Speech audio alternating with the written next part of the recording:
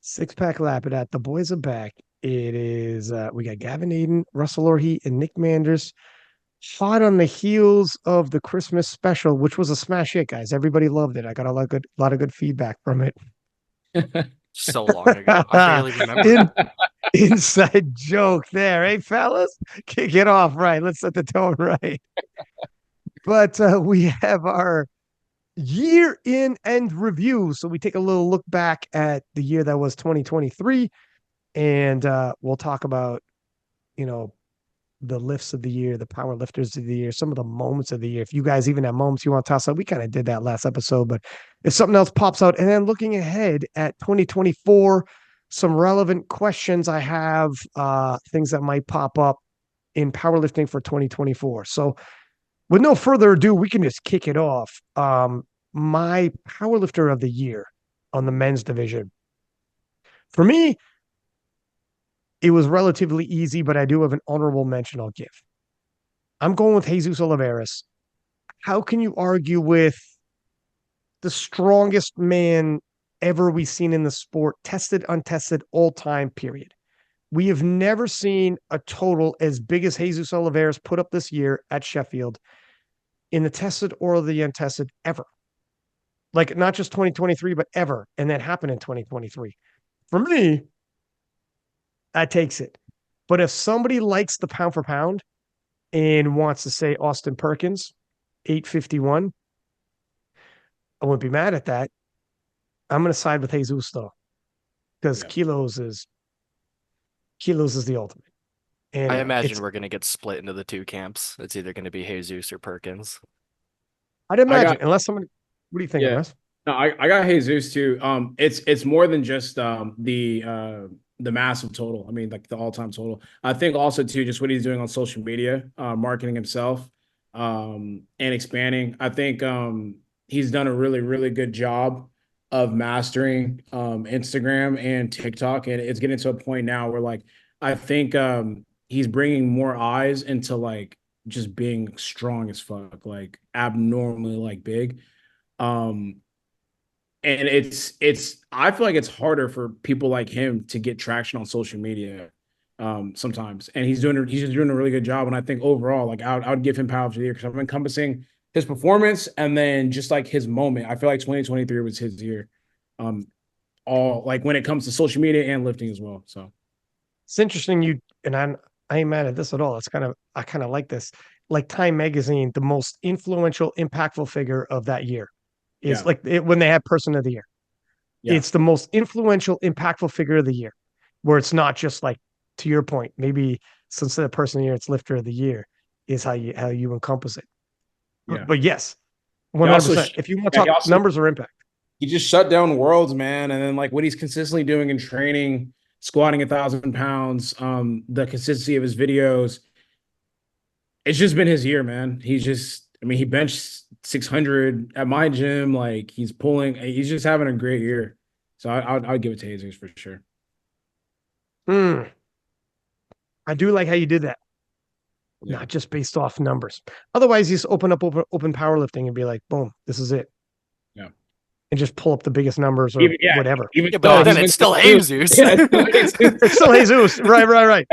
Right, right. Yeah. But moving forward for other categories and stuff, I'm gonna start leaning into that, being like the most like Time Magazine version of Yeah.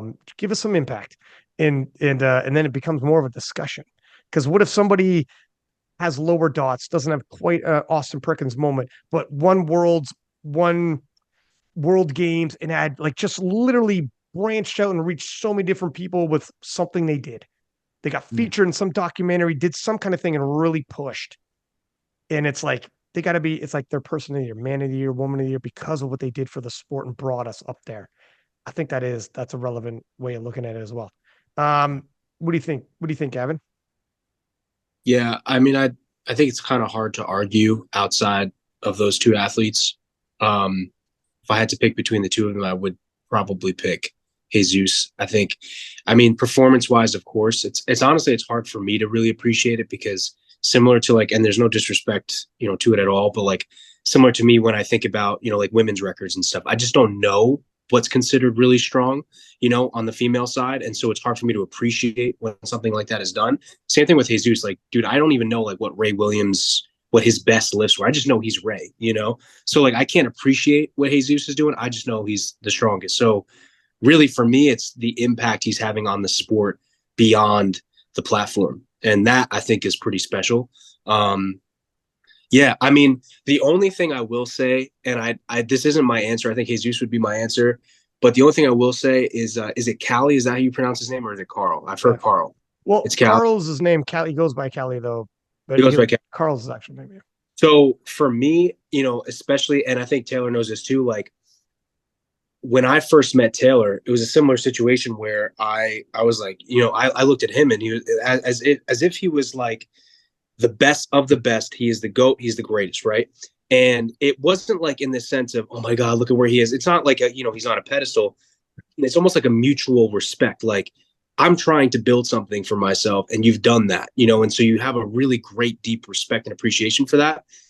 Part of me almost felt like he was almost like untouchable to a degree, right? He's not in my weight class, so I'm not competing against him. So it kind of gives him this aura to him that, again, he almost like felt untouchable. So despite whatever controversy, whatever we want to argue for how Worlds went, the fact that Callie was able to pull in and be the new 74, I feel like that was almost like I think that does deserve some merit, because you have somebody who was basically uncontested, somebody who has been through the battles, has done it, and has won and has overcome adversity, has been in it, has had a similar impact on the sport as Jesus has had, So I know it's not maybe like breakout of the year, in terms of like Taylor, obviously, and Callie beating Taylor. But I do think the fact that Callie was able to show this man bleeds too, I think that's pretty special. I do think that there's something to that. What do you think, Nick? Well, okay. Yeah, we've agreed now that the two camps are Perkins and Jesus. I'll throw the dark horse in there of like Rondell, but I'm gonna go with Camp Perkins still. Mostly so we don't have four Jesuses on here, but I think that if you look at the two of them, right, like Gavin was sort of alluding to, like Jesus's numbers are just so high above that it kind of is hard to almost be impressed by them because they're just like they're almost so impressive that there's no relatability to it almost, right? Like it's just so far out there. So that's why I look at Perkins' performance and I think it's almost like it almost showcases more dominant, maybe not more dominance, but I mean, if we look at it, right, when Jesus beat Ray, Ray was like the top dog for a while, but then there was sort of that like lull in the supers. We were sort of like, there's gonna be someone at some point, like the clock was ticking, right? Whereas I kind of thought that Taylor's 838.5 was going to be untouchable for like a long time. I kind of thought that was like the pinnacle of human achievement, honestly, in terms of powerlifting. I was like, in terms of like body weight to weight lifted, I don't see this getting smashed for a long time. And then Perkins did it like pretty shortly after with room in the tank by like a wide margin. And I think as an 83 too, to have somebody that weighed in at 74 also have totaled more than anybody that was ever in 83, right? Like I think Russ is right now number one for 83s with 841, and then you have Perkins with that 850, right? Or 850, is it 850 on the dot? No, it's 851, 850.5, one of them. Who cares?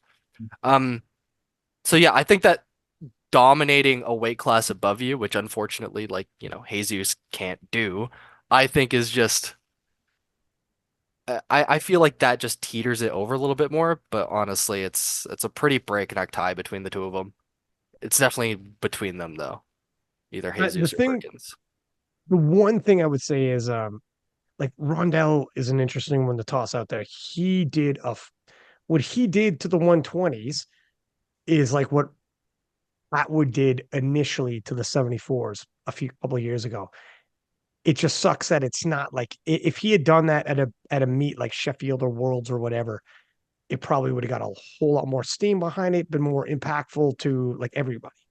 And that's not fair, man. My man's caught like whatever. I'm not gonna regurgitate what I've already said a million times about all that, but the political situation he's in. But impact wise, in terms of just numbers wise, you could throw Rondell in that conversation. I'd be comfortable with that for sure.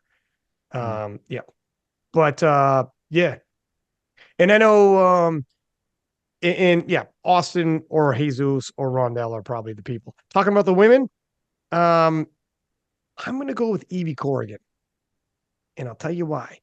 Evie Corrigan surprised everybody by winning Sheffield.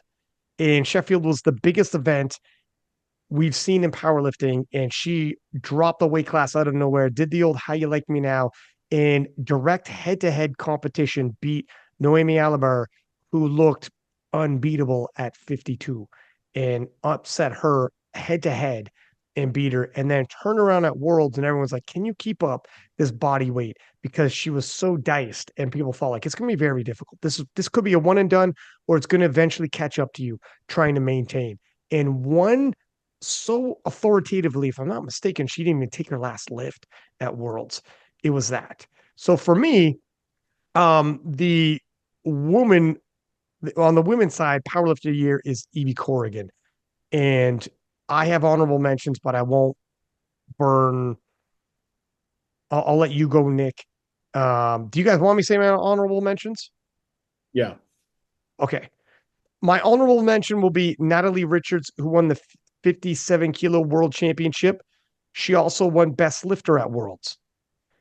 And she had to beat Jad Jacob to win. And Jad Jacob's phenomenal. Won a world title, best lifter at world championships. The only reason why that won't teeter her over Evie is because you had like Leah Bavois, Evie not taking their final deadlift at Worlds because they didn't want to extend the world record. So she won best lifter, but it wasn't like some of the bigger guns didn't go all out on purpose. So it's a small caveat. Good enough for me to be honorable mention, but if those ladies went all out and she went all out and still defeated them and took best lifter, that would have been it. I would have bumped her ahead of Evie. As it were, I'm going to side with Evie as a Sheffield champion and world champion. But if someone said, I'm going to take Natalie, best lifter at Worlds, good God, good enough for me. I wouldn't be mad at that. I also, I'm going to throw in here Carola Gara from Italy, the 63 kilo world champion. Carola Gara, 600 dots, massive comeback. She's going to Sheffield, and she's the only lady on that side to hit 600 dots, broke into the 600 dot range. Phenomenal. She's covering ground. We don't do dots in the IPF, but if you want to do dots, she would have been best lifter at Worlds. So she's depending, and this is, we've had this conversation, I think, with all you gentlemen at some point in our podcast, but that's the problem with formulas. Depending on what formula you use, you change up the entire rankings, who's best lifter, who's everything. So the best formula is always kilos. And if you rather do kilos, you're going to go with Alexis Jones, who had the biggest total by any woman, tested or untested. Alexis Jones in the 84 plus in the USAPL did 721 kilos. That would be a good total in the 83s, like 6 years back. You know what I'm saying? Like, she's phenomenal. So she did essentially what Jesus did. Whether it's tested or untested, she was the strongest woman, period. That's crazy. So if you just like kilos, you might go the Alexis Jones route. I'm going Evie Corrigan again on the strength of the tournaments that she won, Sheffield in the World Championship. Alexis Jones did this at USAPL. Not crazy, not bad. It was a national level meet. And if someone wanted either Natalie, Alexis, or Carola Gara, who came back, won the world title at 63 and had the highest dots, just depends on the formula you like. You want any of those three ladies, I ain't mad at that. I was gonna choose Gara. Like, I don't like. Unfortunately, I don't really pay attention as much to the women's side. But like, I remember watching her. I remember watching that session. That was like one of the greatest sessions I've seen. I was gonna choose her or Tiff. Is it her second? Is it her second title? Three in a row now. Yeah, I just like watching someone build their resume, and she's just stacking it up, man. And I feel like was she break? I'm pretty sure I can't remember the session exactly. I think she was running away with it, but she was breaking her own records, right? She's been breaking her records. So the reason why Turbo Tiff's good in this conversation as well, she did Sheffield, she did worlds. She's competed several times this year. Like she built the resume, and the quality of opposition in the 47s is very high now. Like Yeah. Jessica Espinal from US, Heather Connor from US, Orhii from Canada. They're all like 400 kilos and up in the 47s. We've previously, just before Tiff was the first to do 400 kilos and up at the World Championships. Now, like you got 447s doing it. Like her quality of opposition is insane, and she's winning titles. And then like Gara did phenomenal at Worlds, and again like 600 dots. It's crazy. Yeah. If you went by dots, she'd be the best lifter. It's crazy. So I don't know. Either one. Those two really stuck out to me. Had Sonita completed like the first place run, it would have been her for me personally. But I think it's either for me. I'm gonna say Gara. You took mine whenever you said it, but for me it was Gara. She stuck out to me on the women's side whenever I watched her compete this year. What do you think, Gavin? I think for me, Evie, I remember people saying was like that was probably the biggest underdog story. I don't remember anyone thinking that she was going to do what she did at Sheffield, and I think there's something special about it being the first Sheffield as well. So I kind of, and also too, is Rory Lynch is he her coach or what's the situation? Is he? Because I know she's Team New Zealand, but like, yeah, he. Excuse me. I think he's not her coach, but he's yeah. What is his affiliation? Because obviously he's like coaches Team New Zealand, so he's coached her in battle. But I don't want to make an incorrect statement on that. But I know that definitely closely affiliated. yeah. So because I think I was talking to him, or it was either him or Kedrick, and we were talking about the situation, and like the whole message was that it was just this massive upset, like this massive like underdog, unexpected. And I mean, that's right up my alley. That's what I love. So I think I didn't actually know about Alexis Jones and her situation. That sounds fucking sick. I think that's crazy. So I definitely, it would be tough for me to, yeah. I mean, because isn't Alexis Jones though? Isn't she a junior or is she older? She might be a junior still. She was in Almost college, positive just like post, and I thought it was like I thought she was still a junior when I she might saw be her. still a junior. Yeah, that's fucking crazy. So if that's the She's case, coming over. She's coming to the IPF, by the way. okay. Yeah. So then I would say, I mean, it's going to be between the two, but I do like underdog stories. I do like the big upsets, and of course, Sheffield is Sheffield, so I'm going to go Evie. But the Alexis Jones situation is crazy. What do you think, Nick? I gotta go with the Canadian Brittany Schlater. Mostly just because she is our best lifter right now in Canada of all time. She hit that at Worlds. So she's just the best at representing our country. She did manage to win one of like a very, very like tight battle in the supers, right? Whereas other people started to fall short. So you just managed to like clean up, have a nice tidy 9 for 9 day and just wiped. She's the only Canadian going to Sheffield in 2024. So that is my female athlete of the year, Brittany Schlater. And she probably won. That was the most exciting showdown at Worlds. Was Yeah. that women's? And they had that on Eurosport. And the guy at Eurosport, like the producer who was in our booth after that session, turned around at me and was like, "We're very happy." It was an I'm amazing like, session, and she I was came I'm out like, on thank top. God that worked out. You don't know how it's gonna work. But that session was phenomenal. All right, there you go. We'll get into the individual list for a second here. Squad of the year, I'm gonna go with Jesus Oliveras. I like kilos, 470 kilos, 1,036 pounds. Absolutely crazy. It's the biggest squat, tested or untested. It's the biggest squat, period. So I'm gonna go with kilos on this one. If you're also gonna go with kilos, I'm gonna continue the trend on the women's side. Sonita Mulu, you mentioned her, Russ, 285, and she's a flex fam as well. 285.5, 629 pounds, biggest squat tested or untested. So if you just like kilos, And she came in kind of injured. She hurt her shit before she did that too, which is crazy. So her top end, she'll be at Sheffield. So we'll see what she does. But that'll be a record. She's going to collect the bag for that.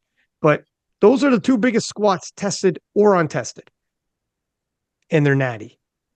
And they did it under IPF international judging. Yeah. You guys know what that's all about. I mean, Yeah. I don't know.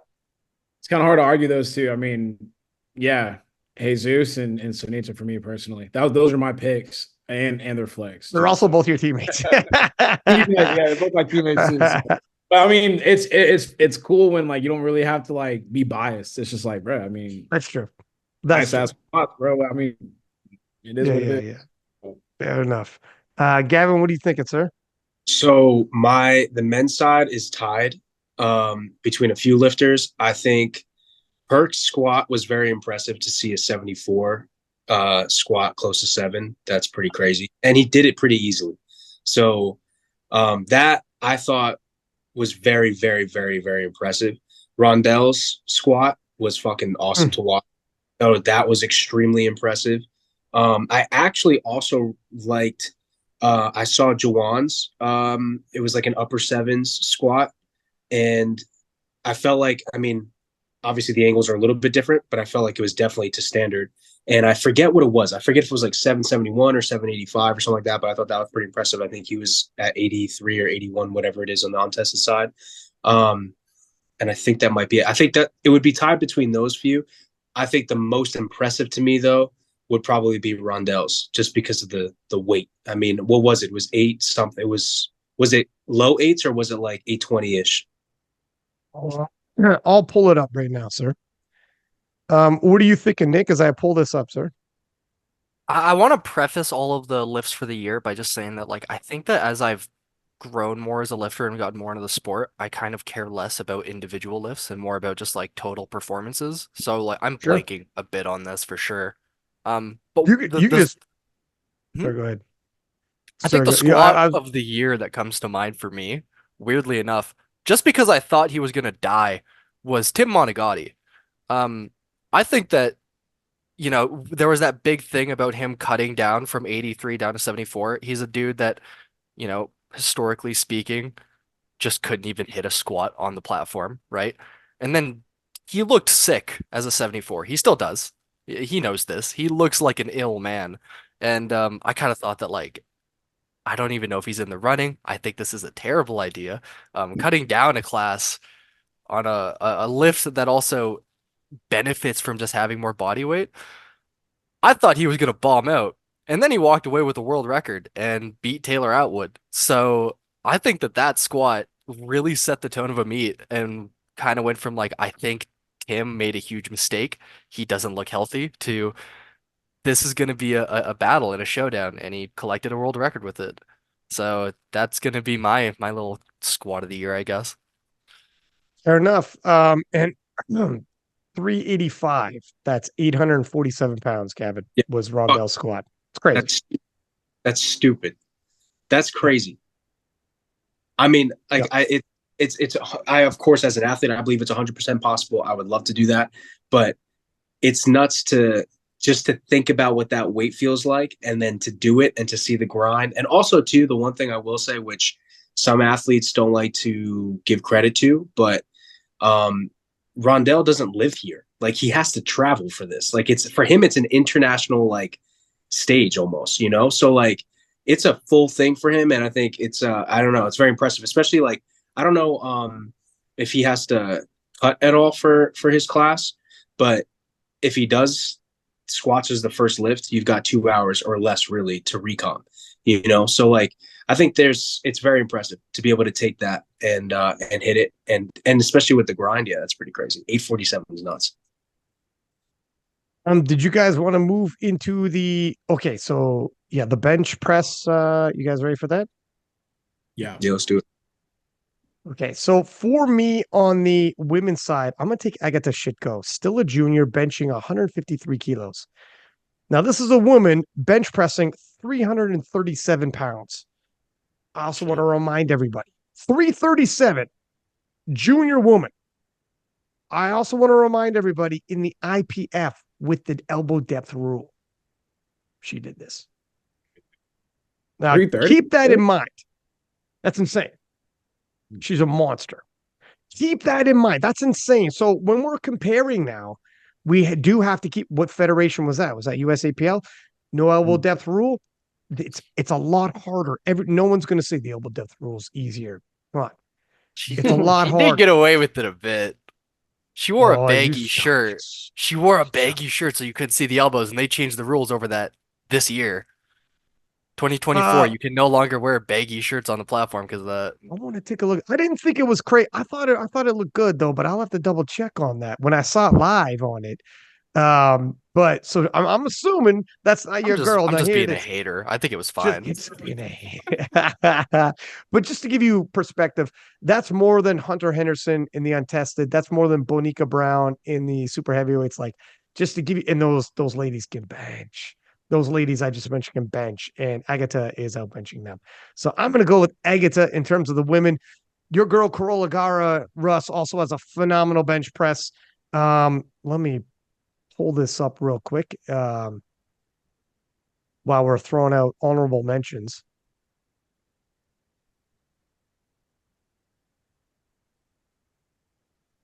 Yeah. So Gara in the World Championships. Oh, so she benched 144 at the just in September and benched 142.5 at the World Championships, and then earlier in the year benched 144 again. And what's 144 kilos? Good God, man, for a 63. Pretty big. That's what's that in pounds? Let's want a quick About like conversion here. 318. Yeah, 318. Good God, for a 63-kilo woman, 138-pound woman, 318 pounds. I And used to again, think that the IPF upper rules. limit was 300 because like whenever Jen benches, it's like a thing at nationals. So like I think she's trying to break that.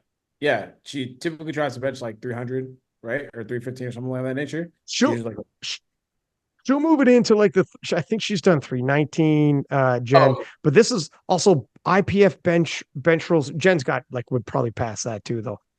Jen's phenomenal. But yeah, Gara's doing this bench IPF World Championships, IPF standard. She's phenomenal as well. Gara in terms of I'm gonna side with I got the shit go myself. But yeah, do you gentlemen have anything you want to add for the women's bench? I mean, yeah, it's tough for me because I don't bench is like my least favorite lift, bro. I don't pay attention to it, bro. So I ain't gonna lie to you. No Yeah, worries. I have nothing to add there. Okay, what do Yeah, you think, Gavin? I'm going Agatha for sure. Like that's not even. She's my little Polish mini fridge. So stacked, like a lunchbox. Absolute Dude, unit.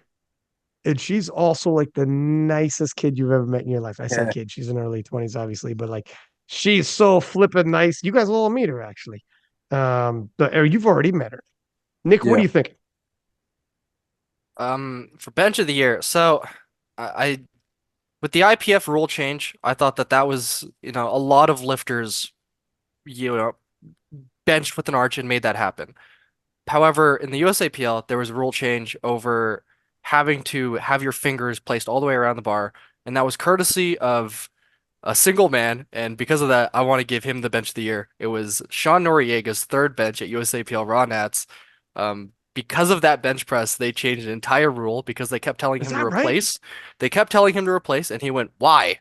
And they went, "Your fingers have to be all the way around the bar." And he went, "No, they don't." And they changed the rules after the fact. And I think that alone is funny enough to get bench of the year award. Enough for me. Wow, man. He's is he crossing over as well? Do you know? I think he I just feel like announced he's going to the Arnold, so that's a no. okay. I mean, I feel like everybody's crossing over. But okay. And how about on the women's side? Are you going to go with Agate as well, or are you going to side with someone else? I think Agatha just takes it, even if the baggy shirt was there. It doesn't matter. Yeah, it's hers. And for the men's, I mean, we a lot of the big guns we have in the super heavyweights like Julius Maddox, TD, and they weren't present this year. Uh, Jason Mike, he competed a couple times, but he wasn't going all out. And Bench Worlds is going to be in the U.S. actually, so Yeah, we'll probably see some of these big guns. Some of the not the untested gentlemen I just mentioned, but some of the big guns will be going all out at Bench Worlds. For bench on the men's side, I'm going to go with Peter Santi, who did 300 kilos at IPL Worlds. Not often that I mentioned the IPL worlds on this podcast, but 300 kilos is 300 kilos. Checking up, I also want to mix in some untested guys in here, but 300 kilos is massive, and we didn't have a whole lot of massive benches. On the men's side, though, you do have guys like Jonathan Keiko breaking world records. Um, Teammate of yours, Russ, and you got some other big benches around. Jesus had a phenomenal bench, 600-pound bench as well. So you could grab whatever you like, but I'll go with Peter. Yeah, for me, like I don't want to make it seem like I'm just like all flex, but I was personally there, like spotting Jesus at my gym when he benched. I know it was an income, but for me, I don't think I've ever seen someone bench that much weight in person. So that was really cool to see. He benched like I think 606 or 617 or something. It was I crazy. remember that. Yeah, and then Kaiko, obviously he has a big bench. Every time I watch him bench, I'm just like, I don't understand, but you know. Uh and then untested, I would say John. I think his bench has been off for like a year and a half now, or a little bit, It but is. like it's so abnormal. Has he benched 600 before? That's a good question. Yeah, his bench hasn't quite been on track. Yeah, I know. Like I know. Like he explained why, but I think he's like trying. I think like there's like some compounds that just weren't lending to his bench, like progressing or whatever. But 272.5. Sorry, yeah, he's bench 601. that's Not this year though. not this year, but usually when I watch him bench, it's just very abnormal. He doesn't have like leverage. He doesn't have like crazy leverages or anything that would make sense to have such a big bench. But I would say on the men's side, from what I've seen, personally, definitely Keiko and Jesus. Aiko's been chipping away at that freaking world record like every single time he bench presses. Yeah. His most recent was like 520-ish, and it was like fast as fuck. And I'm like, bro, like It's just so so reliable for him. He's always got a chip ready right there. It's old reliable for Kaiko. How about you, Gavin? Um, I'm not sure. I mean, I think I think anytime I see anybody bench over like 515, that's instantly impressive. But then everything beyond that kind of just meshes in. I think this is like cheesy, but I think what did Rondell bench at I'm pretty sure he hit like what he had hit in training, which was crazy. It was like 573 or something like that, or Yeah, 262.5, which is that would be over the IPF record, world record. Like it's not officially a world record, but it is a world record, if you know what I'm trying to say, because he was a guest lifter. yeah. Let's so yeah, I mean that's a Rondell. You're going down that Rondell well again, but that was a sensational performance. 578, Yeah. 579. Fucking That's crazy. crazy. You You can't. know what, man? I could be talked into Rondell as well. On the Yeah. tested, you know what? Let me split my vote. Let me give Rondell a vote on the tested then. There we go, Playboy. And I'll keep Peter on my untested. What are you thinking there, Nick? For the bench, I already gave Oh, did you my give him answer. the men as well? Yeah, yeah, yeah, Or yeah. Nori's meme bench, hilarious. Oh yeah, that's right. That's right. That's right. Gotcha. And for deadlift, all right. So Danny Grigsby in the 110 kilo class, which is 242 pounds, pulled 467.5 pounds. That's 1,031 pounds back in March. For me, Danny Grigsby, I'm going to pop him in there, but I can be talked into an Ahoro deadlifting 380 kilos, 838 pounds as an 83 to win the European title. I got yeah, two 83s here on the podcast. I don't got to tell you fellas, and like you guys can pull. I yeah. got to tell you fellas, 838 is pretty crazy. So if you guys were going to lean towards Anahoro, um, I ain't mad at that. And he did it IPF, like this is a European championship, so it's international competition. So it's a world record first off, but it's international standards, obviously. So I ain't mad at that at all. Also, no, John Hack pulled 400 kilos at a 92.8 kilo body weight as a 93. John Hack pulled 400. On the women's side, Alexis Jones, you're hearing her name a lot, but why wouldn't you? 272.5, 601 pounds at USAPL Nats. For a natty woman to be pulling 600 pounds is phenomenal. So I'd tip my hat to her for the deadlift. But Heather Connor deadlifting 200 kilos as a 47 is ridiculous. That's 441 pounds. So I'd put her as an honorable mention. But I don't know how you fellas are feeling there. How do you look at Danny Grigsby pulled 1,031 pounds and he weighed in 242? Like that's pretty crazy to be pulling over 1,000 pounds. Yeah. On the flip side, it's just like, do you like those big ass kilos? Or on the flip side, in a horo, 838 is an 83, unless there's someone else I'm not thinking of. There probably is John Hack, 400 kilos as a 93, and there's other people. I personally have I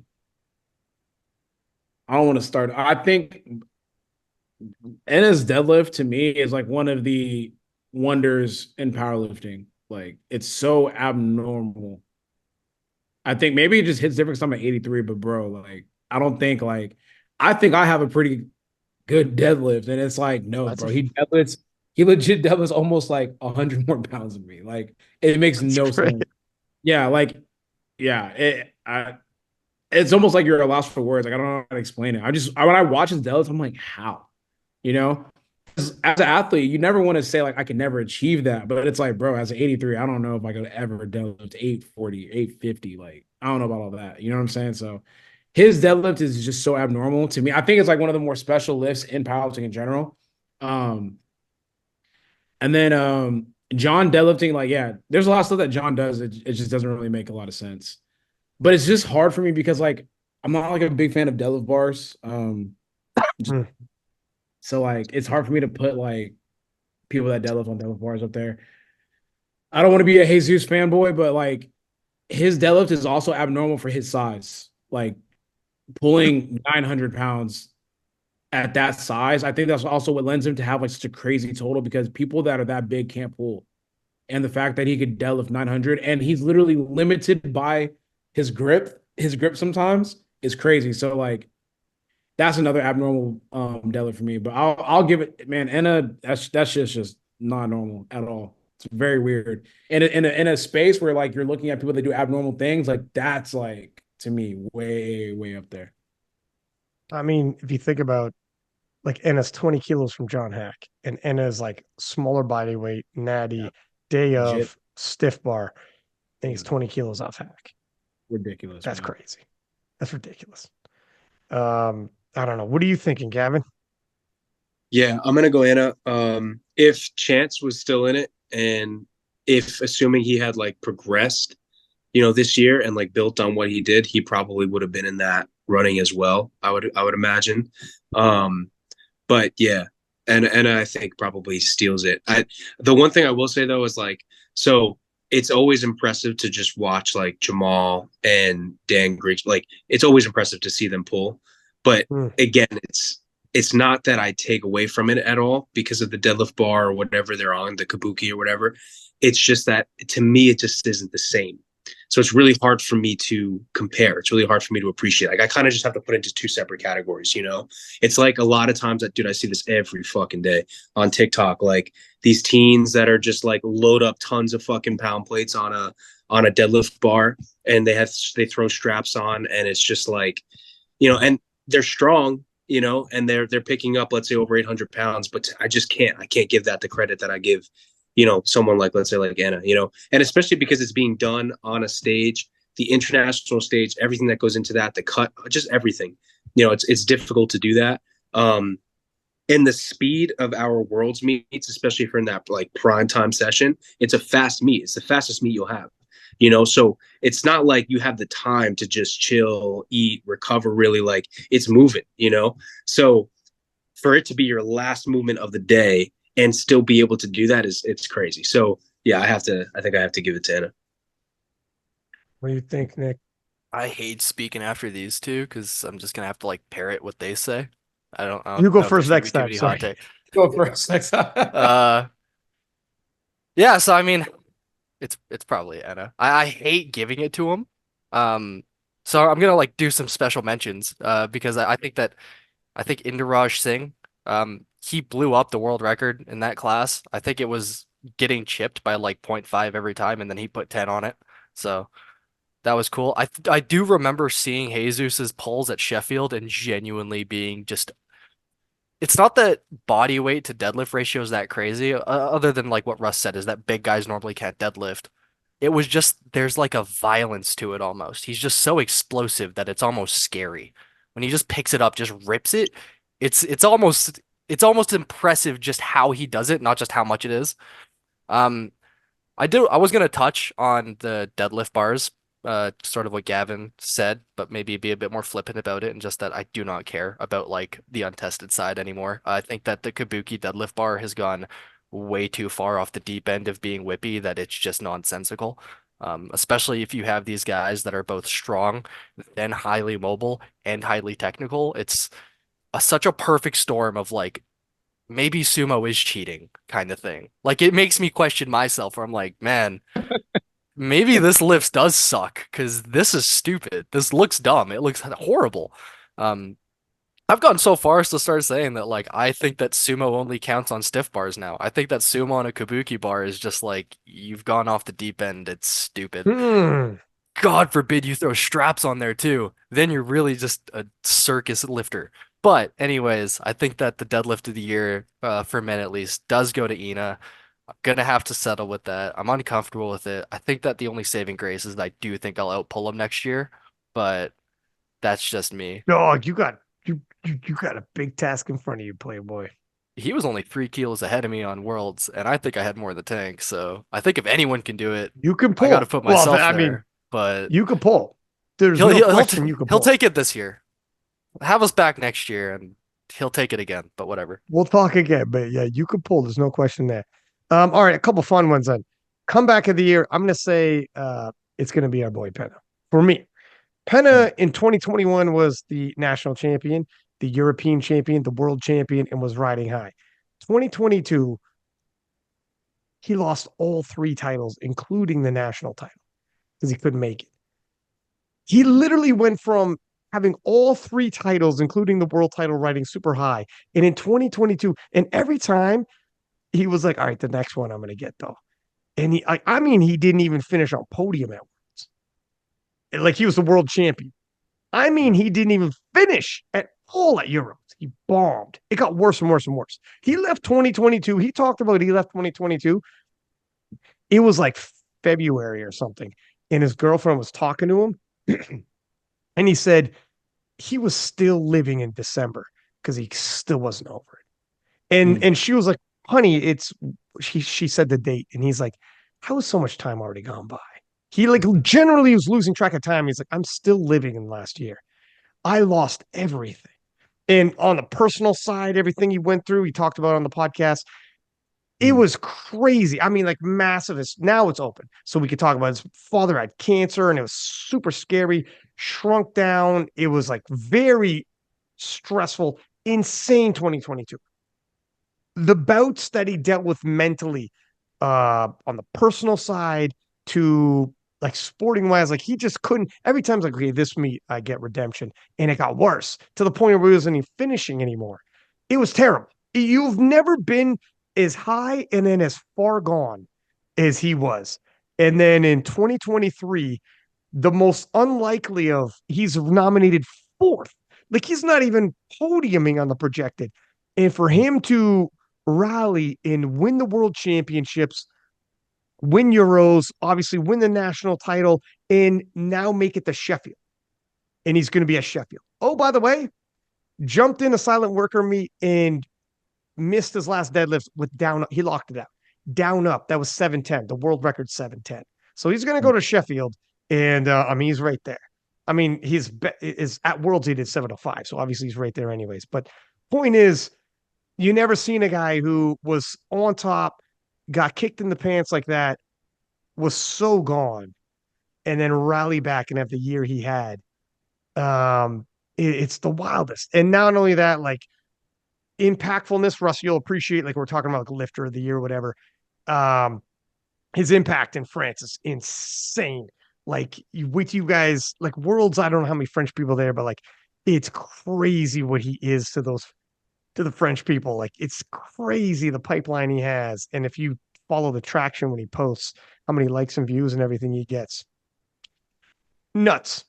So comeback of the year for me definitely has to be kind of I probably took that from you guys. If you have another one that's as good, rock and roll, but that his is a phenomenal story. I'm not gonna lie, when you There's explained all that before, I was like, shit, I ain't even know all that. So like, yeah, I don't see how there's a crazier story or like a comeback story, you know what I'm saying? Because I It's do great. remember he was fumbling a lot. And I was like, Yeah. shit, dog. I was like, shit. he You bombed know? out of Euros. Yeah, I was like, Yeah. damn, bro. And then he won this year, and I was like, there you go, man. There you go. So um off that alone, I was gonna have him, but yeah, I don't know if you guys got anyone else. No, I didn't know that backstory either. I knew there was I knew a little bit about it, but it was cool because last Sheffield, so me and Tiff were in the sauna cutting, but Penna's the type of guy where he's going to sit there with you, even if he doesn't have that competition. And so he was just, and we were just chopping shit and just talking about competitions and stuff. And like, it's cool because, I mean, he's always been a close friend of mine since the very first time I met him years ago in Sweden. But it's cool because I don't think he ever, even though maybe his mind was still stuck in 2022, but I know that his drive and his heart was still moving forward. Like you could tell that he was driven. There was no doubt, there was no doubt that he was gonna not be able to come back. So, and that's just that champion mindset. I don't think the wins are great, the victory is great, but it's who you are when nobody's looking. It's who you are when the chips are down. When you fall, do you get back up? And I think that that's what defines a champion, and that's him. So I'm gonna have to agree with you both. I think Pena takes that for sure. It's Let like me an toss this. Let me toss this out there too. His dad was so sick, and like he said, when he saw his dad again, he didn't even recognize him, and he was nominated fourth. And after everything that happened, finishing completely off podium when he's defending world champ, bombing out of Euros, lost his national title, and going into 2023, his dad told him, um, I'm going to fly out to the world championships and watch you compete. And his dad had never come to a single international competition. And he was nominated fourth. Like I mean, like it would be great if he podium. And he's nominated fourth after coming back, and his dad's like, I'm coming out. And then so in terms of like the comeback story, like ratcheting up, ratcheting up, ratcheting up, it's crazy. And then Penna, when the deadlifts came, had to like solidify his win with the last deadlift. And going into deadlifts, his dad goes to Penna, are you the biggest deadlifter in this field? And Penna said, I will be today. Because he was not, right? Like he just wasn't even close. But he's like, today I will be. And it's like it just everything was just like so the stars aligning from a guy who just had the shittiest year to like a guy who's like, I got to do this. And the pressure that he's like, and he was on the podcast saying, I'm going to win this for my dad. And I was like, Penna, like these dudes he was going against, he was not supposed to win, gentlemen. Like these guys had higher totals. They had like big spreads on his best PR total. It's easy to be like, I'm going to win this one. Like, you're like, yeah, I know, Russ, you're going to win this. But it's not easy. That's not the word I should use, but it's easier to say that. But it's more difficult if Nick is like, I'm going to beat Russ. And it's like, Nick, he goes, no, my dad's sick. I'm going to, it's like, Nick. I'm It's gonna get my dad not, sick just for this. it's like, Yeah, Nick, that's I not the don't way mean the that. world I do works. not mean that. But it's like, it's crazy. It's a hell of a story. It's a really, really good story. So yeah. And for sure comeback of the year. And like it's as good enough story if you were going in the direction that Russ was in terms of like most impactful, like the Time magazine version of Man of the Year, Woman of the Year, you could say Penta. Like what yeah. he's done, what he's brought to France, his storyline and like his storyline dominated the year. You could probably say Penta for lifter of the year in that respect as well. But anyways, comeback of the year. That's what I got. So you guys all agreed, or did we have someone else? It'd be tough to beat that story. I think there's a more interesting conversation for like second place for that. I think Okay. Penna. Yeah, I'm not even. I don't even want to have that conversation really. I think Penna dominates this shit so hard. It's like no one's ever had a bigger year of like it's so over till we're so back. Because it wasn't just like one meet to another meet. It It's was like he had a meet of just fucking up. No, not a meet, a year, right? Where he just lost every single meet to a year where he won every single meet. Yeah. No one else is doing that. so over to it's so back. We'll see, man. It gives like hope and inspiration to some guys who like quote unquote might have fallen off, like or people are talking about them like that, men and women, and it could be like, man, who knows? All right, breakthrough star. I'm going to say Natalie Richards. The reason why, gentlemen, Natalie Richards going into 2023 had never won anything but a local meet at USAPL Nats, bombed. Going into 2023, though, wins her spot on the US World Championship, wins the World Championship, and wins Best Lifter. In terms of breakout star, like you've never when I say breakout star, I'm saying you went from not doing anything to doing something, and everyone's like, holy shit. And in terms of that, I'm gonna say Natalie, from like only ever winning local meets to being the best lifter at IPF Worlds, is like the biggest massive jump step. In terms of star, in terms of just star, Joy Fitness, in terms of like just, reach, is gonna be like the biggest by numbers, like that, if that's the way you wanted to think about it. In terms of impactfulness, breakthrough star, yeah, breakthrough is a tough one though. It literally means you gotta like have gone from nothing to something real quick. I think I'll go with Natalie. Like, I mean, that's from local. Only the best ever was local meets to the best lifter at Worlds. That's gonna be tough. Oh, nah. Oh, you could say Evie Corrigan. Fuck. I was gonna say Austin Perkins, to be honest with you. If you look at, so like I'm thinking what, it's kind of weird because he was projected to do really well at nationals, but when I look at the stuff that he was doing prior, I know he had a very shitty meet before he did the Raw Nationals meet. He was injured as well. I think he spoke about that, about how he was just very insecure about just like how things were going to go. And whenever he had that breakout meet, I mean, his following jumped up a shit ton, obviously. So for me, it went from like, okay, like we kind of have this expectation of you. You've been falling short. I remember like when him and Taylor used to go head up, like he just wouldn't show up as much.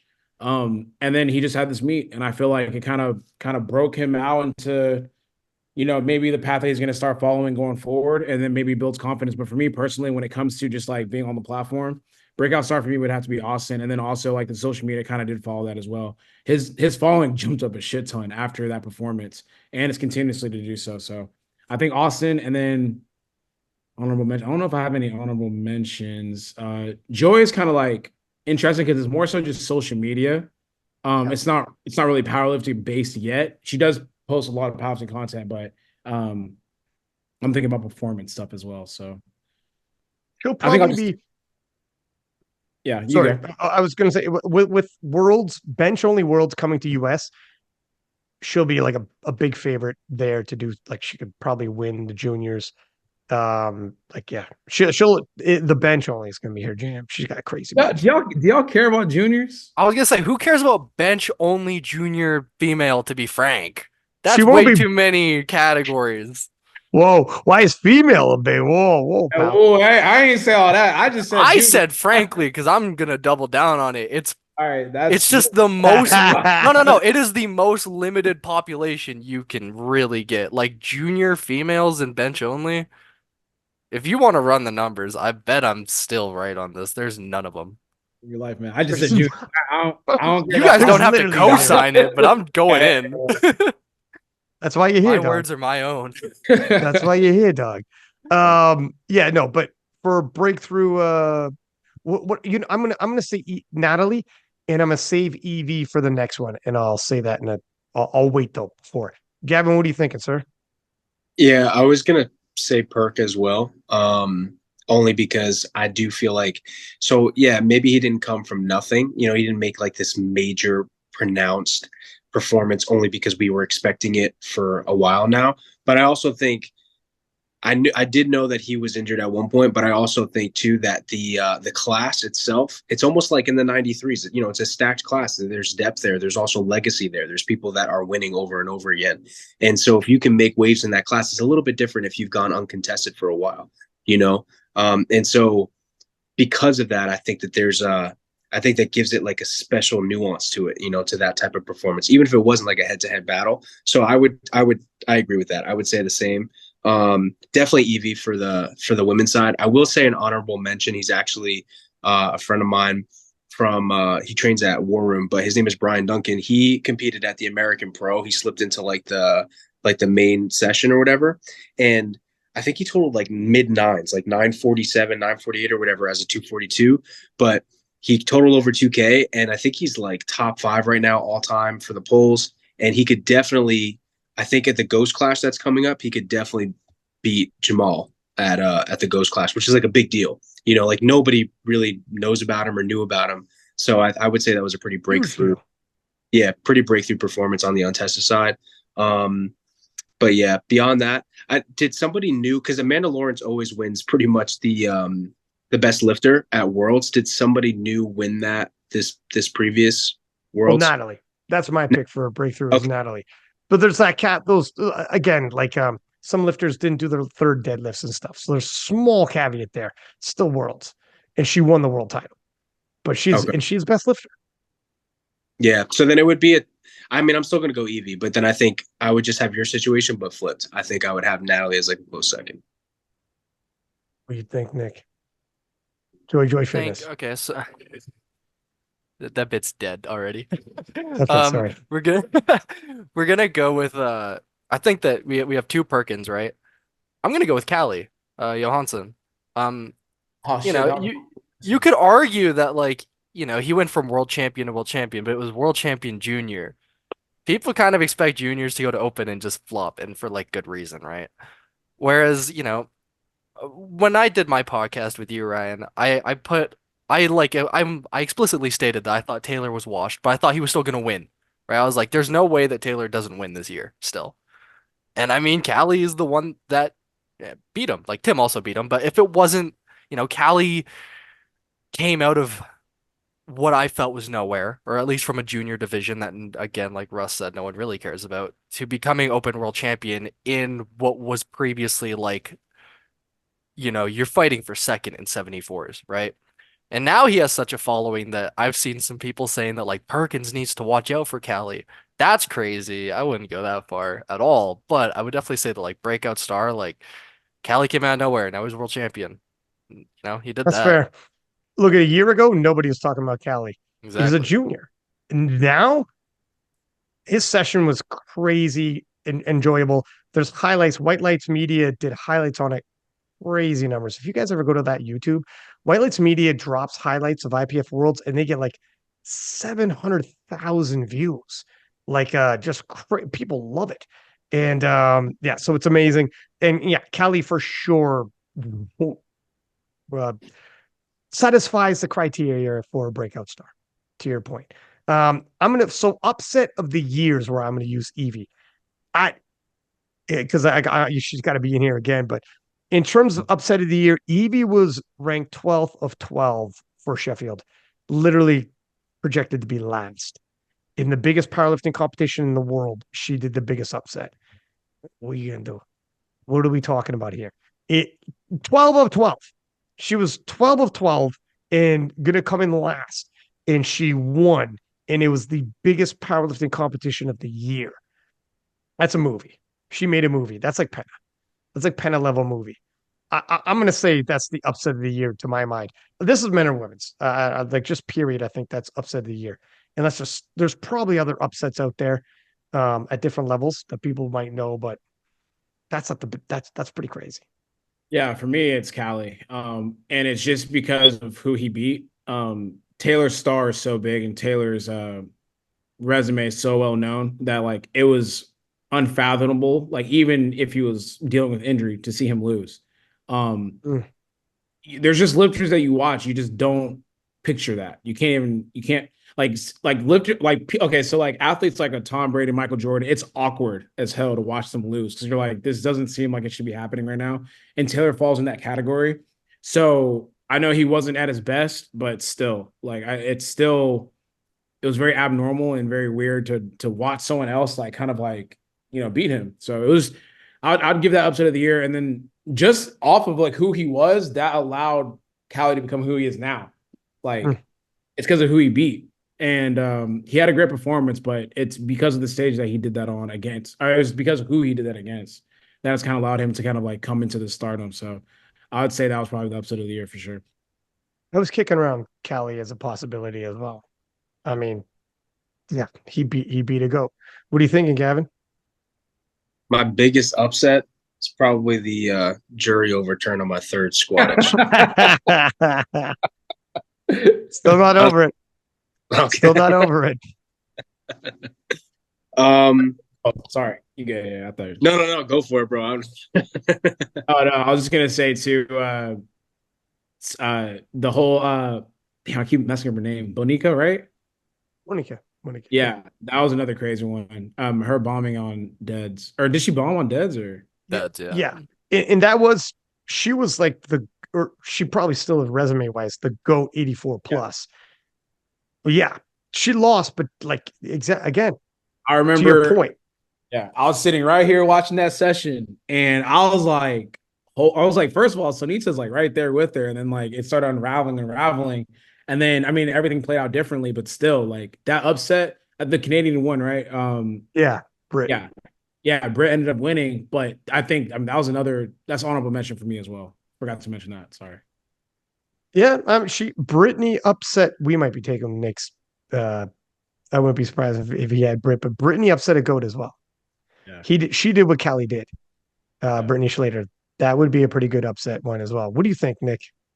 Yeah, but the biggest upset was the 74s. Mm. Russ said it, that it's the biggest upset, you know.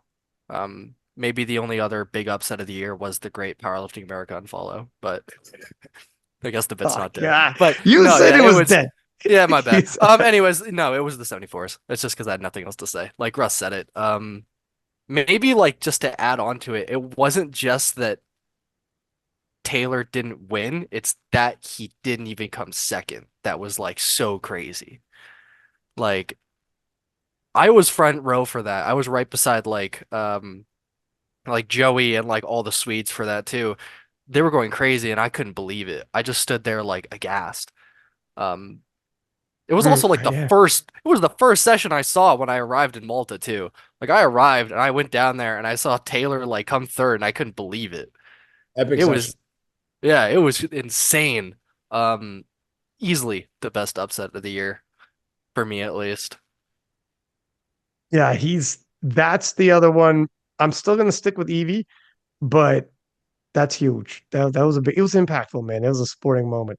It was made also me wish drama. powerlifting It was had like betting. it was also drama filled too. There was like a lot of back and forth. Like it was controversial calls. Like it had everything. It had all makings of a perfect like upset. It was spicy. Yeah, exactly.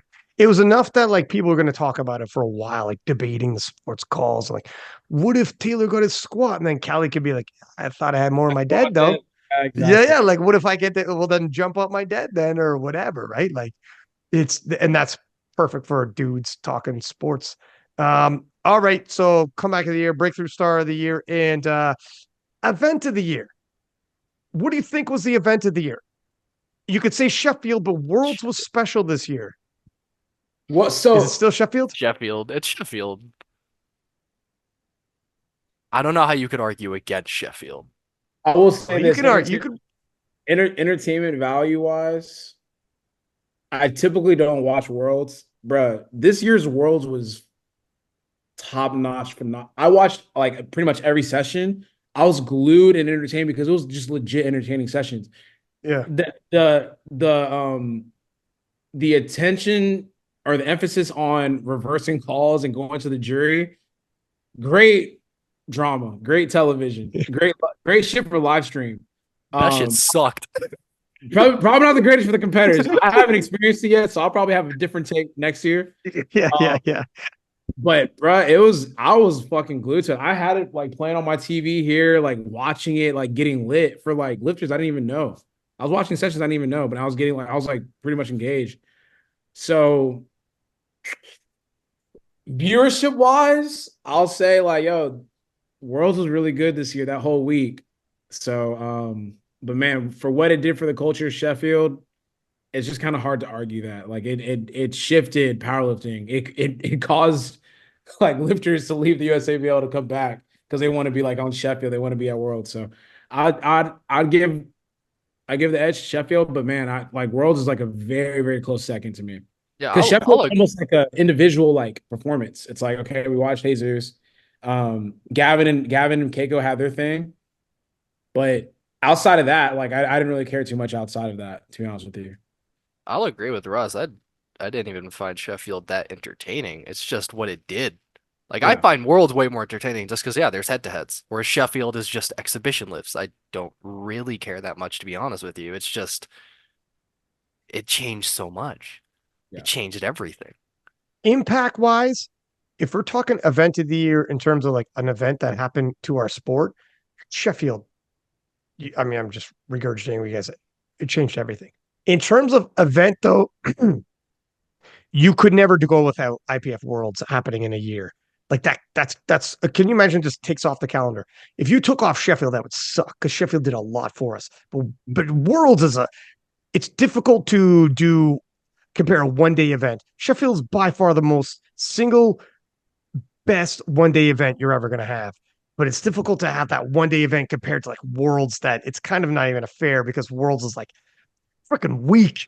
Yeah, Dude, it's man. like the Olympics for us. It's like every Fuck day that. you wake up to Russell's point and it's like, oh my God, who's battling now? And it was a battle every time. They all I take that battled. shit back. Worlds is the best event for me.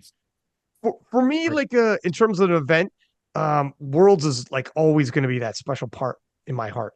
In terms of impactful event, in terms like I said, what impacted our sport as an event like that, Sheffield, sure, change everything, including Worlds. It changed Worlds. They changed a lot of things they did at Worlds due to Sheffield. But those two, to me, now go hand in hand and are inseparable. And when I think of one, I think of the other because they're so closely linked, and I think that's good. I think it's a good thing that they're closely linked like that because one gives more to the other. Like Worlds even jumps up in importance now because you get a ticket to Sheffield. And then Sheffield's important because of what Worlds is. And it's such a dynamic event. What do you think, Gavin? Yeah, Sheffield is it for me for sure, like without a doubt. Like Worlds, I get it, it's cool and it's plenty of battles and all that other stuff, but I think especially because a lot of people couldn't appreciate it because the live stream was a little messed up. I think the audio and stuff was a little all over the place. It won't be like that this year. Like you can't appreciate how insane it was unless you were there, either on the stage or in the seats. It was just absolutely surreal. It was insane. I mean, you felt like you were an athlete doing your job, like that's what it felt like finally. And so I think that although the world's like, I think the value, I agree with Russ and Manders. I think that like, although the value might have been greater in terms of what you get from it, seeing who's competing and records broken and the upsets and stuff like that. But I think that Sheffield was just insane. And I agree with you. I think what it did for the sport was insurmountable. Like it's absolutely nuts. And again, they stretched the boundaries. Like I genuinely was worried that Sheffield was going to be like a Worlds, but with just slightly different music. And it was not that. I mean, it was 100x that. So that alone made it like worth it. I actually genuinely enjoyed competing for the first time in years when I was at Sheffield. So I want to pose a question. No. I'm so happy you get to ask this as like a fan of the sport, honestly. Next year, what are you guys most excited for? Because we get three big events. We got Worlds, we got Sheffield, and now we got Raw World Games.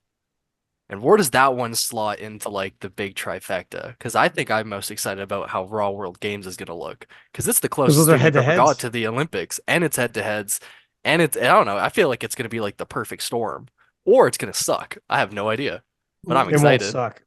It I can't might. see it It might sucking be now. like Olympic It sterile type. Like it'll be back to like old worlds where it's kind of boring. I hope not, but it could. yeah, that's I personally, I'm definitely, I would be more excited for Raw, the World Games. That's the anything that's gonna create that next level for us as athletes, add to like just the pedigree of what we do, and then I also think too, like unlike Worlds, I think Worlds is already pretty exclusive and pretty hard to get to, more or less. World Games is going to be that much harder. I don't even think you can have nearly as many. I think it's like 8 total or something like you have to that. Is that right? podium. You have to Yeah, podium it's at Yeah, podiums get to Worlds. go. yeah. So I think that alone makes it that much more enticing, that much more special. And again, if you're in it to be the best, then I think that's probably your only option. To solidify that. That's Yeah, just a me really good question. personally, I probably just come from a different perspective, but for me, I've just been out for like 2 years now. So for me, it's Worlds. That's the legacy builder, in my opinion. All the extra shit is extra shit to me. The main one that I'm focused on is Worlds. I think that's the like I said, that's how you build your legacy and your just kind of like who you are in the sport. And if you have the opportunity to win Worlds, you try to win as many as you can. So for me, it's definitely this year, just because like there's a lot of storylines are going to be interesting. You have people coming in from different federations that are trying to establish themselves too, and I think there's a lot of trash talk about Worlds too. Like a lot of the USA lifters that are coming over, they're like, "Oh, it's not that big of a deal. You know, travel's not going to affect." I'm genuinely like not like trying to like cast negativity on anything. I genuinely want to see them compete and then hear like what they have to say after if it does affect them. And then potentially what excuses they may have, or maybe saying like, yeah, it wasn't that big of a deal. So Worlds for me, all the extra stuff is extra stuff, but Worlds first. It'll be also let me spice this up. Maybe you guys change your answer. I want to add another event to that. Nick, you're a little remiss. You forgot to add USAPL World Cup. Well, that's the Did you most guys want to? prestigious Did you of guys want to all. double back? You guys want to double back and I change still your need a answer to that? USAPL. I still need a USAPL Canadian affiliate for that to happen, but hell, I'll start it myself. I need That's right. that. You probably could. You probably could, man. But okay. Um, what was I gonna say? I threw myself. I threw my damn self. But in terms of the time zone thing, I've talked about it a million times. But Mm. like some people pretend that time zones don't actually like it's no big deal if you plan around it. You can't plan around Brett Gibbs flying from New Zealand to Canada in winning the world championships. He won the world championships in Canada. It's a full day difference. Your body, there's no such thing as you can't notice the difference when it's noon and your body thinks it's like 3 o'clock in the morning. Yeah. Because that's how long it's been up. Like there, yes, that's real. That's legitimately real. You have to figure something out, and you can't just be like, well, take like I don't know how many days it takes to adjust to that, but not everybody can just take like a week and a half off of work leading into it and all that. It's easy. Here's what you do: you take a week and a half off work. Really, man? Because I don't know, not a lot of people can do that. Like so, people overcome that adversity, but it's still real, and things will happen. But Lithuania shouldn't be too bad. It's Europe. It'll get worse when it's other parts of the world. A lot of people keep coming to Worlds. Your experience is where you're going to learn a lot of harsh lessons in life. So if you do it once, be like, well, that's it. All said and done. I've faced time zone differences. Well, keep coming. Keep coming around. You'll be surprised how things may or may not go. But the World Games, I love that you guys have two different answers. That's good. It gives I'm us some excited. Don't get me diversity. wrong. My perspective is different because I mean, I just haven't been at Worlds in like 2 years, bro. I miss it. Like I get it. The thing about World Games, it's a multi-sport. And World Games is kind of like World Championships. I think some sports that are in it don't even have their World Championships the same year the World Games is on. We do, but that's how highly for them it is the World Championships. And just like the Olympics, some Olympic events don't have their World Championships the year the Olympics are on because they'll consider the Olympics the equivalent of the World Champion. That's so kind of, you know, I don't know. I don't know if that changes anything in your mind's eye. It'll be cool that there's like an athlete's compound, an opening ceremony, and it's like. So I'm very familiar with World Games. I know exactly what it is. Got you. If I was still in the IPF and like I'm coming off of like, Worlds, then I'm like, oh hell yeah, I'm excited for this shit. But I think it's like, bro, I just want to get back and like get back to regular schedule programming. And then I'm like, okay, now I can be excited for this. Because I'm looking at it different. I still got to fucking qualify, bro. Like, that's like, yeah, we're a little getting ahead of ourselves. Nothing is a concert for me. So Nick's telling himself, bro, I'm winning the world championships. You guys, hey, I'm a rat. I just have to podium. I'm well aware of how to get there. The easiest path with least resistance. But I absolutely want to go to the World Games, and someone asks me, "Hey, what sport do you do?" And I'm like, "Powerlifting." They're like, "Oh, you're the new little baby." Love that. It's so cute. So dope, man. I've heard so many. I've watched a lot of interviews. I heard a lot of stories about being in like the athlete compound and all that kind of shit, and like all the stuff that's available.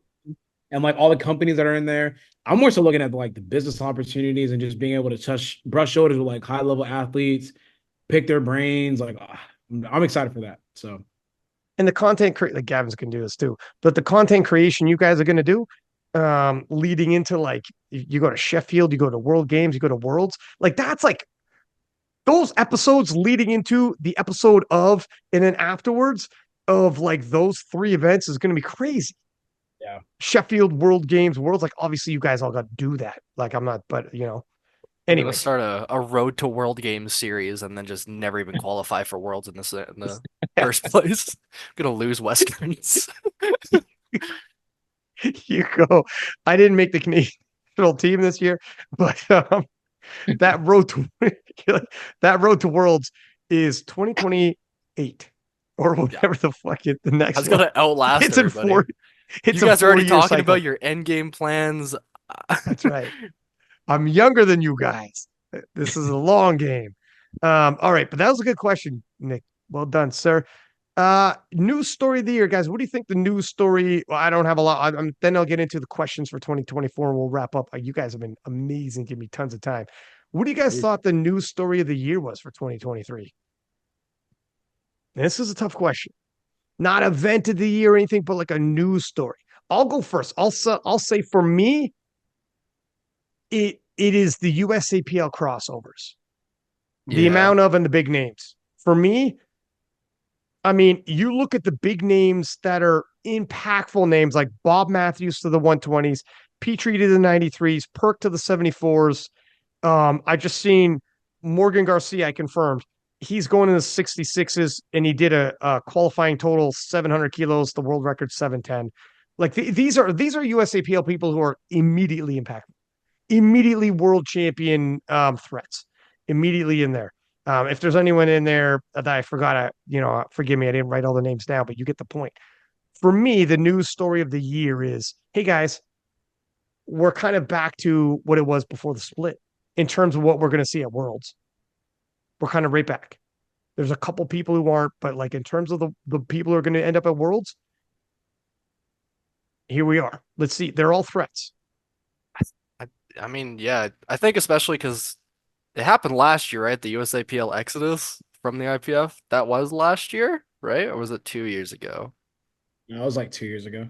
Was Like it 2 years ago? It's Okay, been 2 years. Makes It's been my a tough point 2 a years. little less good, but I was gonna just say like, yeah, that was the news story back then. The USAPL split.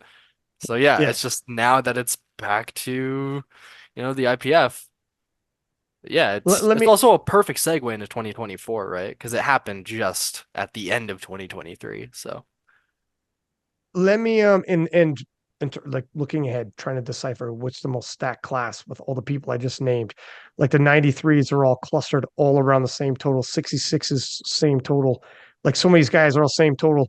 It's insane. Oh, well, I was gonna say, what do you guys think this means to the USAPL? Are they what is this now? What are they now? Now that everybody's leaving, casual fed. I don't know. They still have a decent size of for sure. They still have a decent membership or membership size, right? So it's like I like kind of what Gavin said in the other episode. I just think they just need to double down on what they're good at and stick with that and be okay with that. Um, there's no need to try to be anything else or anybody else. I don't. Yeah, I think personally, yeah, they should just be chilling. I don't think anything bad's gonna happen because, like, I think really just top level lifters that are gonna be leaving. But I don't know. I don't want to. Who knows? Maybe the top level lifters leaving causes like the other smaller lifters to leave as well. But I highly doubt it. So we'll see. Maybe we just need to double down. They won't die. They just like USPA's got a lot of people that lift with them. It'll just be it could just end up like USPA where it's like fun meets, they're all over the place. But if you want to get serious and go to the Worlds, Sheffield, World Games, etc., you're gonna switch over. And I think PA over time is gonna get bigger, bigger, bigger, bigger. Yeah. And the influence you guys have is definitely gonna bring people over. Yeah. Do you guys think there is another news story that's as big as the crossovers? What do you think, Gavin? Am I on point with that, or is there something else I'm missing? I mean, the crossover is big. I also think the World Games itself being an option is pretty big. I mean, I remember just 2 years ago, people were talking about, oh, there's no way this will ever make it to that level. It'll never be in the Olympics, blah, blah, blah. So, I think that this is a massive step forward, and especially because it's Raw. I believe they had equipped up Yeah, until now. So I think don't that's even know. pretty news. Yeah, yeah, that's pretty big news. And yeah, I mean, beyond that, I don't think there's really anything that's like exciting. Like feel like there's been like little things that I've heard here and there, like the rule changes and all that bullshit. But beyond that, I don't think there's anything that's that massive that's actually intriguing.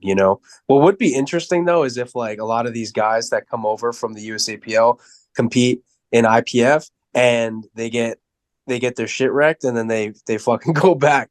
I think that would be a pretty cool. I think that'd be fun to watch. Russ is like, okay, what the fuck, yo?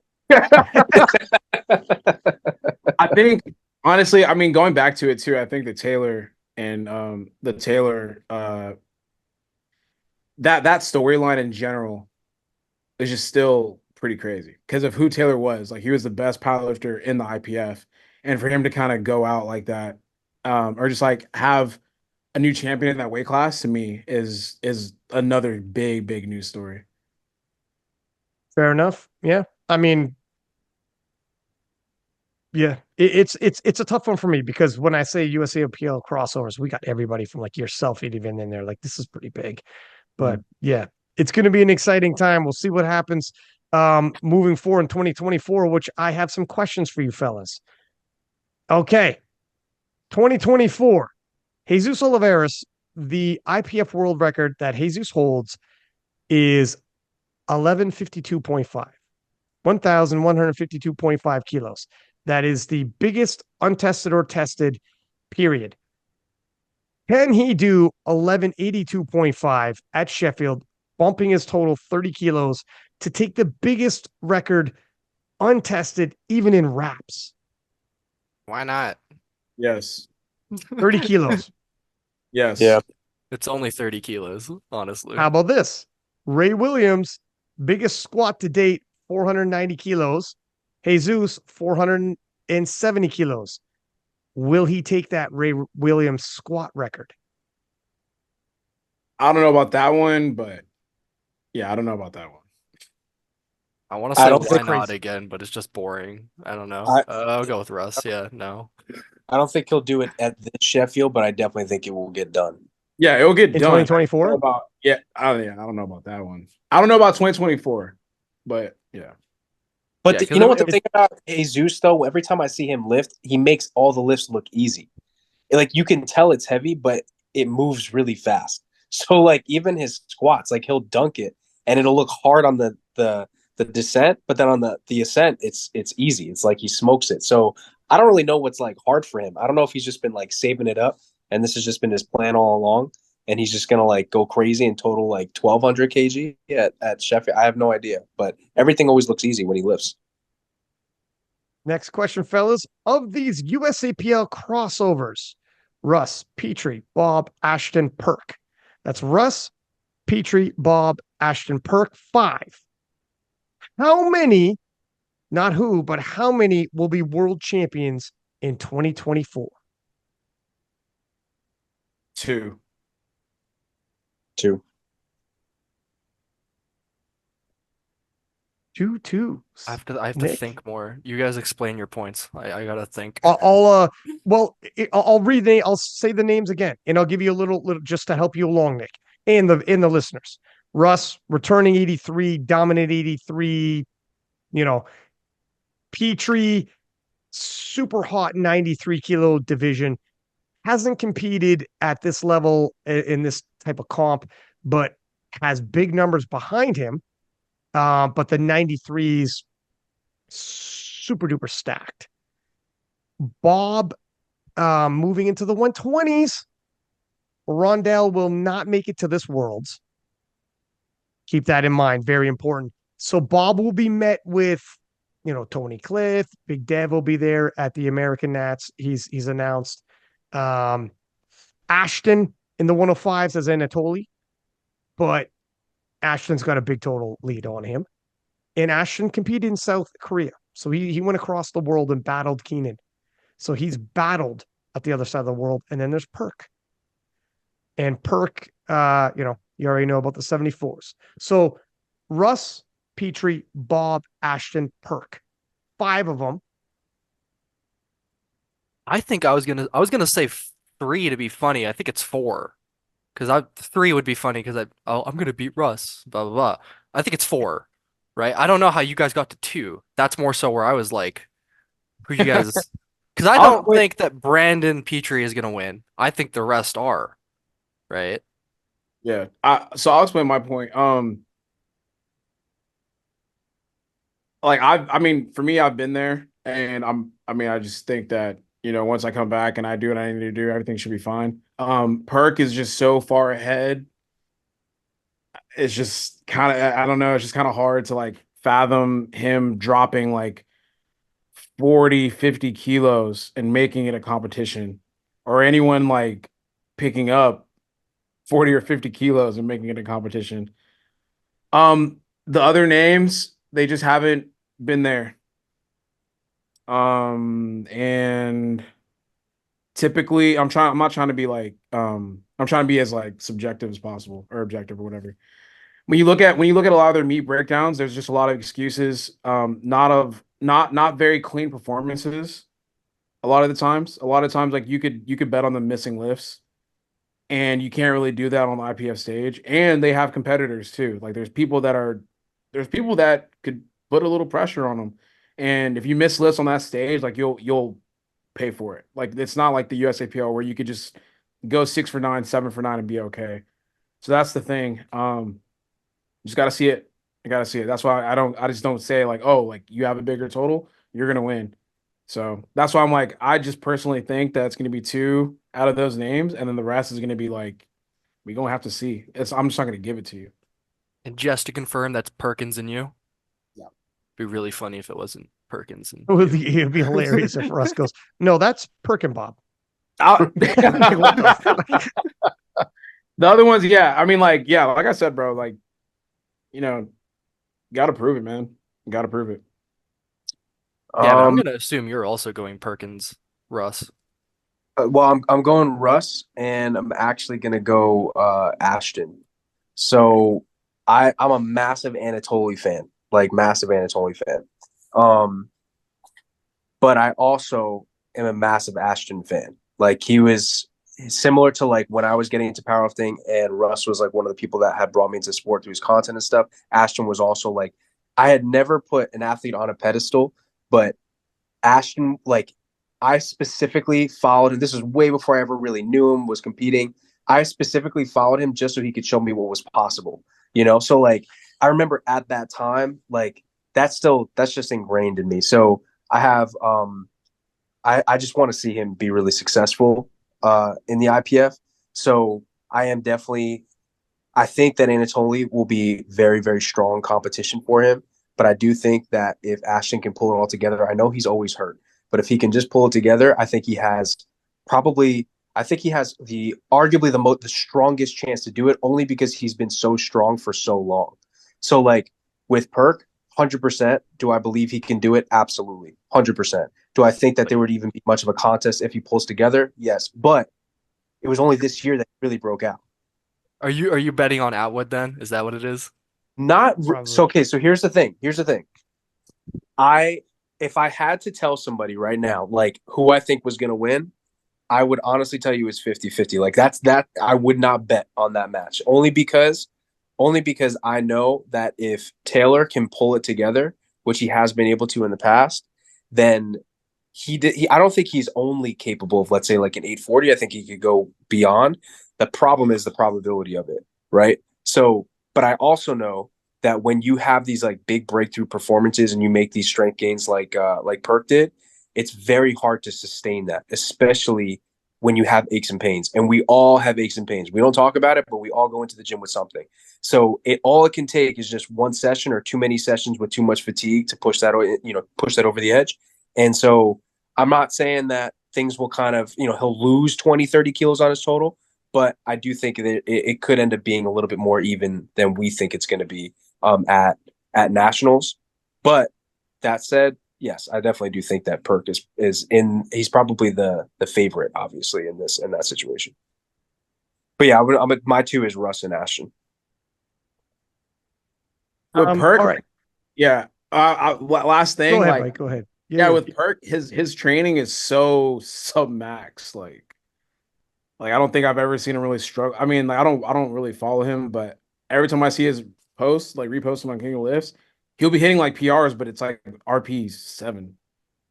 So I'm that is a good take though. Like I don't know how the body's meant to hold up with that amount of weight consistently. Because I know it took a toll on Taylor, but at the same time, I think they train really smart over there with Perk, and they just keep everything super sub max. So we'll see. I'm that'd be I'm crazy. I'm super bullish on Perk. I think the only thing that might take him out, and like knock on wood, is he just herniates again. Because that did happen. Like Gavin's right. Like he did have like a full blown hernia.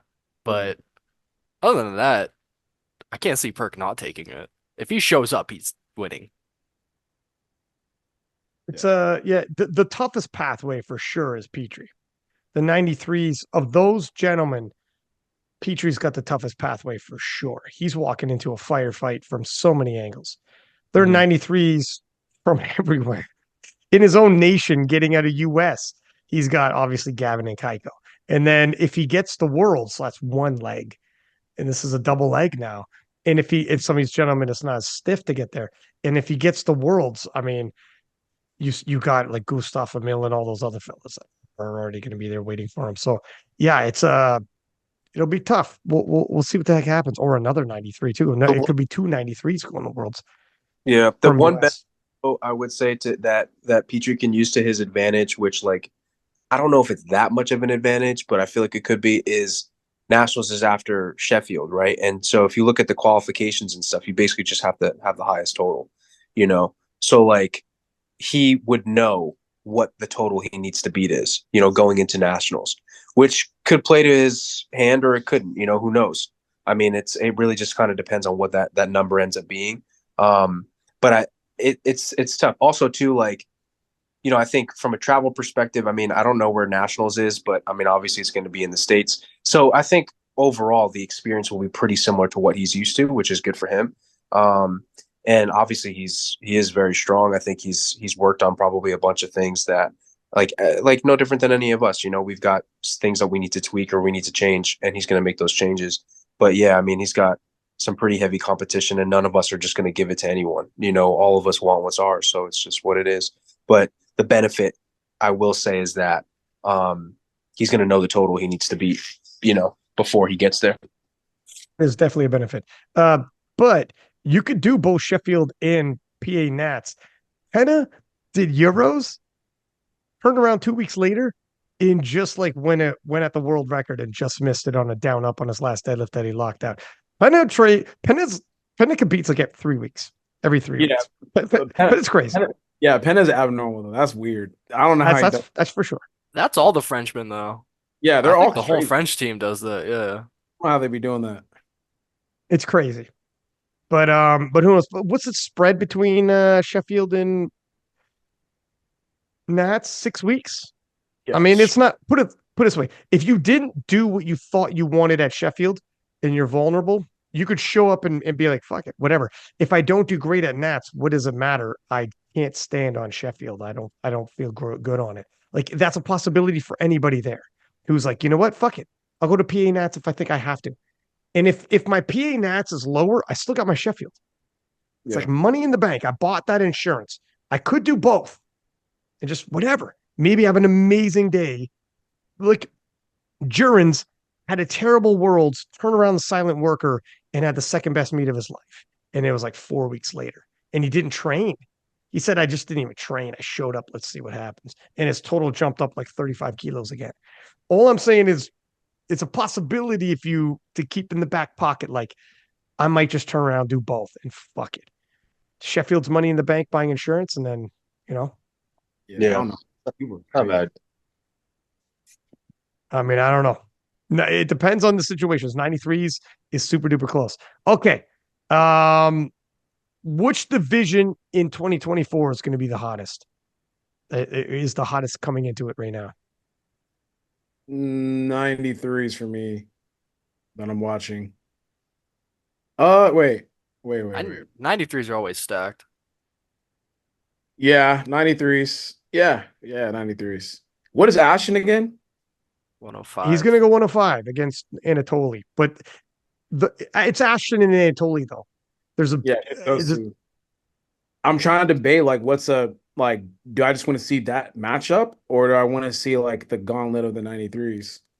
yeah 66s with Penna and all the returning 66s of the world is going to be crazy Mhm. again because the world record holder, yeah, you know what? But then there's the 74s again, but Perk has got a pretty big spread. Depends where Taylor is. It's way It's too big. probably 93s. It probably is 93s to be honest. 120s is looking pretty good, but Rondell's gone. I would say for me, I'd say for me personally the 105s because I just like that. It's just two dudes, little shit talking going on. Yeah, there is a Anatoly that's been doing his thing for a minute now, and then you have Ashton that I mean he's a phenom and he's strong as hell and he's coming back to IPF and that's going to be like collision course. I'll give it to them because I'm just intrigued in seeing that matchup in itself.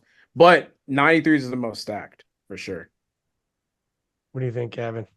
Yeah, 93s is deep, man. Come on. I mean, it's Do they have dirty. talented guys? What'd you Do say? they?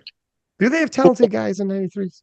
I don't know anything, but Yo, I saw that. I was like, bro, what do we say? Like, there's just some stuff that I be hearing. I'm like, all right, bro, god damn. Like he said he's like, ain't no one in the 93s for real. I was like, oh shit, all right. Who yeah, said that? was that Bob? Yeah, Bob said that. Well, he said 950 What? cash would be like good for a 93. That's what I thought I saw. He said. He said what? He said a 950 total would be good for a 93. I Because mean, it somebody, would. oh, yo, you should total 950. And he was like, yeah, right. Like a 950 would be good for a 93, which I And then thought I think was, he's being cheeky though. I think he's being. no, he wasn't because then he went on to say he said that there's no freaks in the 93. So like, yeah. he said that I didn't catch that. he said that But Ashton that's could it. have totaled 950 in the 93s if he wanted to. I was like, all right. Mm. I thought him and Petrie are like friends though. I'm surprised he was They talking. are. That's I guess No, that's no, his no. But you got to understand, Petrie's not in the 93s yet, right? Technically, like Petrie's not in the pool yet. So he can't, that's not really throwing shade at Petrie because Petrie's not in it yet. He'd have to be on our He's also platform. putting a Uh, lot of pressure on Petrie to that's total 950. that's I throwing mean, shade. I mean, not throwing shade at Petrie him, should but it's DM like, him. yeah, that's what I'm Be, saying. It's like, bro, who's be like, totaling settle. 950 at 93? Yeah, he's like, What the settle the hell? fuck down, man. I don't know about 950. Jesus, man. He's like, Jesse but Norris, I mean, only Jesse Norris did 917 or 920, whatever that number yeah, was. like, Yeah. yeah, it was like 19s, anyways. I think it was 915 or whatever. But yeah, to your point, for sure. I think 93 is a super duper stack. I think Bob must have been just being spicy, cheeky, whatever. I don't know. But I think probably 93. So what do you think, Nick? 93. Best? Yeah. Yeah. Yeah. From PA Nats all the way through. All right. Let's take a look at here. One thing I got real quick, just so people who are listening understand what it's like. So when I competed as a junior in Sweden, right, I think I would have placed third in the open that day, right? Keiko, who won with like an 847, right? And that was just a few short years ago, right? I think that if once we are in 2024 at 24 Worlds, that would be 3 years. Now he's got it at 888. I almost hit the 895 at last Sheffield. That's in just 3 years. You're looking at almost like a 50-kilo jump in the world record total in just 3 years in our class. So it's not just competitive as in like, oh, fuck, who's totaling around the same, who's going to beat each other. It's who's pushing the boundaries of human potential, and all of us are doing it. So it's definitely deep. It's definitely stacked. But I also think, too, and that's kind of why I'm really excited, is if, like, I think the 83s are a prime class. I think that the 83s is going to be one of the most competitive classes within the next couple of years because you're going to have these 74s who want to get stronger, who are going to eat, and you're going to have 93s like me who are kind of chubby. And it's like, why I got to be chubby all the time? I want to look good. So I cut down, Dog, I you know? like how you look. Yeah, right. So, yeah. So, I mean, I think it's going to be it's going to be sick. I think and that's a natural progression too. Cause especially like, I agree with Russ. It's the world champion titles that I think that's how you stack your chips. But then what's really crazy is if you do it in two weight classes, right? And so for some of these guys, let's say if you win, like Russ, would you ever go 93? Yeah. So there you go. Like it's almost like I feel like you walk into it. You know what I mean? It's like, yeah, I mean, especially if you've won chips in the 83s, it's almost like a given. So I think we're gonna see like the 83 class blow up as well, but in terms of the depth, but yeah, 93s is crazy, man. Just looking at the world record and how it's increased over the years. And last question, fellas, unless you guys got any questions for 2024, do you see is there anyone else in USAPL that's going to cross over in 2024? Have we got the top ends? I mean, is there any other big names that I'm missing that you think is going to cross over? I mean, Angelo announced he was going to, so that doesn't really mean like I didn't guess that. He just said he was. But we'll put him into a 2023 crossovers though. And we'll say whoever has announced, is there any new like surprises, like holy shit, that you think pretty much, fuck man, they pillaged their roster.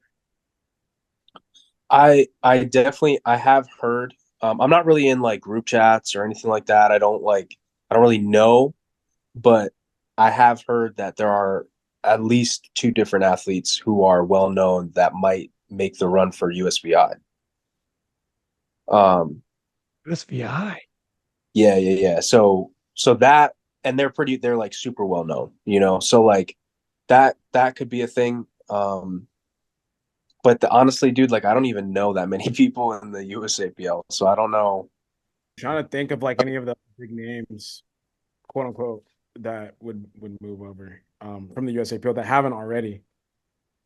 Because it's basically like all the champions damn near. Yeah, I mean, honestly, all the big names stayed. The only people that really left are like, so I stayed, right? And then you had, I mean, Ashton was never like really part of the IPF circuit like that when he was with the USAPL. There was always like he just never really went overseas like that. Bob wasn't even lifting. Petrie wasn't at that like level to where he was like IPF lifter like that. Angela wasn't either. Yeah, there's You no know like. I'm wondering is like is Sam Calhoun ever going to come? I think it's this Article 14 Oh that's going to keep shit! her. God damn, man. Yeah, I'd be forgetting that she's still USAPL. Why she stay? She does have clients, so Article 14 is probably an issue. I don't know, man, but she's a 63, and 63s are like you got Gara, Leah. It's monster. It's a monster mash in the 63. It's very difficult unless she goes like she wants to cut down to 57. And you got Natalie and Jad. Like, there's nowhere safe, man. Is I don't there know. is there anyone that like is worth like I'm not that was fucked up. Any- Oh, that's no, no, no. terrible. It's like after this point, like all the people that have announced, is there anyone worth mentioning that is gonna move over at this point? Like in terms of I know in terms of like their likelihood of making a world's team that'll make an impact at the world's level, international level. I think or at least offer good battles of PA Nats. Yeah. I'm not sure. I'd have to redouble check. So many people have announced now. I Yeah. would love to get Daniel Clements, but I don't. The problem is I don't know how big he is, if he's ever going to make 66 kilos. But he's a phenomenal talent, and I don't think he's going to be too inclined to have to cut the 66 though. I think 67.5 is probably right on the money. Nice for him. That extra kilo and a half is probably beautiful. And his totals are nice. But then the problem is like, maybe he doesn't care, but not many eyeballs are over there at USAPL Nats now. Like we thought the viewership was bad before Oh, comparatively. What's it going to be now? That viewership for their live stream is going to be very, very bad. But some people will be like, I don't care about that. I'm lifting to whatever. You just lift for yourself. You lift for numbers. But yeah, there is still some guys like Daniel Clements around. I have to double check. There's probably people I'm not thinking of. They got a bit heavyweight Frank. Big I Frank think that I wouldn't mind. Daniel Clement's coming over is way bigger than we're talking about. Like if he was to, like we're kind of brushing over it, but like he could take Penna down, right? Like he could He'd have actually to make contend 60. for like He'd have he'd to have to make make 66. 66, yeah. Yeah, But it's tough, man. um, but he really is the only one I can think of where like if he decides to sign up for PA Nats, it's more than just like okay, PA Nats gets like a bit more competitive now. It's like all right, this might actually like switch up the world stage. He's the only one I can think of, right? He's the one that I'm thinking too. I would love to get him over to see what happens. Like the only other lifter I can think of even like maybe shaking up how PA Nats goes is like Joe Borenstein could go in there and make sure that the Yeah, 74s are in Joe. But I check. thought Joe was coming. I thought Joe said in his I was clumping him in Did with the he? guys that they're coming. I had no Thought he idea. said I thought he said in his caption 83 next. So I was clumping him. But you're 100% Joe's because he did 800 as a 75. He'll go 800 plus obviously as an 83 and he's like a teenager. I think So he yeah, has for sure. He in could the be an like immediate yeah, in the immediate future, I think that I'd want him more so to like keep the 74s in check. Just for like so that way no one can just vote in a total. Like it makes PA Nats more interesting. I think that like I don't know exactly how far away PA Nats is, but if he starts bulking up to 83, it's not like he's gonna have any immediate enough gains, so to speak, to really shake up the 83 class. I feel like there's already like a ton of monsters in there and he'd be playing catch up, you know? thing is he's young as hell, and I think cutting to 75 was tough. Like he's tall. Apparently he's big. I haven't met him in real life. Apparently he's tall, big, and 75 was tough. Cutting to 74 6 months later is probably even tougher and tougher. I don't know. I know what you mean. It'd be fun to if it's possible, but he might just be like, look at I'm 75. My last cut to 75 was enough. No, thank you. Another cut, and it's another kilo. Well, who knows? Who I don't knows, even, mans? I don't even know the names, y'all. I think I've heard of Daniel Clemens or whatever. The other He's a name. 67 and a half. Honestly, I love to see him come over, but honestly, a kilo and a half when you're that small a body weight isn't small because a kilo is 2.2 pounds. So we're talking he's like 4 pounds more. And I think he had missed like in his last year as a 66. Yeah, I know he missed weight at least once. And then he made weight, but his total wasn't quite as high. Like he's a big for that class. So we'd have to choose between 66 and 74. I think that's a factor. Some people are tweeners in the weight classes, and the different weight class might fit nice. Like some 90s that are too big for 83s, too small for 93s, but 90 fit nice. Yeah. Russ didn't even have to bulk up. He just walked in there and took the 90 kilo total, right? Yeah. So some of those middle weight classes are like beautiful. Some people it's like, man, this is my shit. I'm not leaving. 93. It is. Yeah, if I ever moved to 93, yeah, that'd be fun. You just can't. You Lift. Shit. just don't. You Just don't you get should fluffy. do it. I still gotta compete. Nah, you don't. Yeah. Nick is just clear the. I'm trying to get the World Games, and I need at least one guy off the podium. And that is just think about it. Think about your options. No, man, especially with World Games coming around and everything, and like Sheffield and the whole nine. It'd be a crazy time for you to leave the division now. You got some work to do. And making 83 is not hard for you. We'll see this time around. I'm joking. No, it's not hard. I eat like a bird. It's like people don't really know, but I don't really eat that much. I could probably get to 80, not 83, but I could get to like my striking weight in probably like a week and a half or 2 weeks. Got plenty of time, man, for PA Nats. Well, listen, gentlemen, have we hit up all the topics? We've talked. It's damn near midnight where I'm at. Same with you, Gavin. We've talked for almost 4 yeah, 5, hours. almost 5. Oh shit. Oh my God. We I know started because I ain't gonna lie, bro. I'm hungry as fuck. I got this food waiting for me. I'm about to smash. Oh my We God. just talked about this. I thought you were going down to 83. Can't be eating that. My cheat meal. Don't do it. All right, fellas, listen.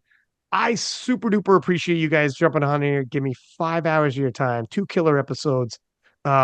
It's amazing, man. I appreciate the shit out of you. And I wanted to say something like I'm not going to type too much time here, but I wanted to say what we're grateful for and legitimately, like I am grateful for you guys and like you guys are like the A team, man. All three of you dudes, when I hit you up and I'm like, I'm thinking about doing a holiday special, you guys in, all three of you guys without question were like, cool, say less. Like it's gonna be 2 episodes, all good. I make a group chat, we organize this, all good.